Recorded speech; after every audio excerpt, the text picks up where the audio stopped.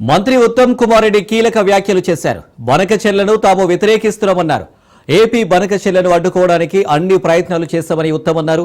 ఈ విషయాన్ని కేంద్ర జలశక్తి మంత్రి సిఆర్ పాటిల్ దృష్టికి తీసుకెళ్తామన్నారు. తమ అభ్యంతరాలు కేంద్రానికి తెలియజేశామని, ఇంకా ఎన్ని ప్రయత్నాలు చేయాలో చేస్తామన్నారు. మరో 2 రోజుల్లో వివరాలు వెల్లడిస్తామని ఉత్తమ్ కుమార్ ప్రకటించారు.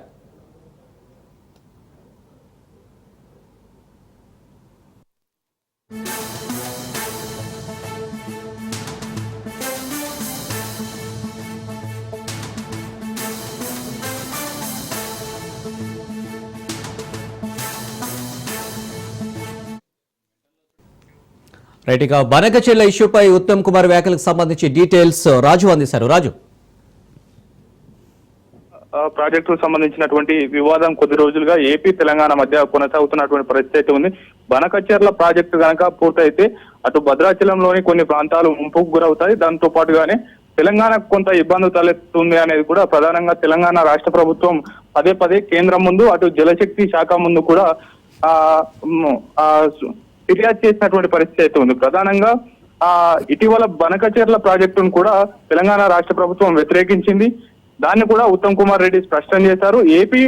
ఏపీ రాష్ట్ర ప్రభుత్వం బనకచెర్లను కూడా పూర్తిగా అడ్డుకోవడానికి అన్ని ప్రయత్నాలు చేస్తా ఉన్నాం అనేది కూడా చెప్తున్నటువంటి పరిస్థితి అయితే ఉంది.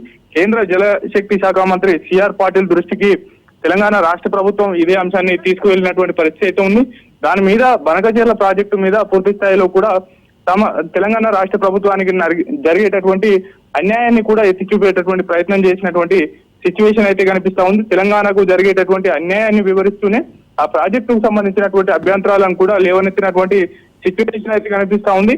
ఇంకా భవిష్యత్తులో దీని ప్రభావం ఏ విధంగా ఉంటుంది ఏంటనేది కూడా అటు కేంద్ర జలశక్తి శాఖ మంత్రితో పాటు కేంద్ర ప్రభుత్వం ముందు పెట్టేందుకు కూడా సిద్ధమవుతా ఉన్నాం. అందుకు సంబంధించినటువంటి పూర్తి వివరాలను కూడా త్వరలో 2-3 రోజుల్లో వివరిస్తామనేది కూడా మంత్రి ఉత్తమ్ కుమార్ రెడ్డి మీడియా మిత్రులకు చెప్పినటువంటి పరిస్థితి అయితే ఉంది. అనిల్.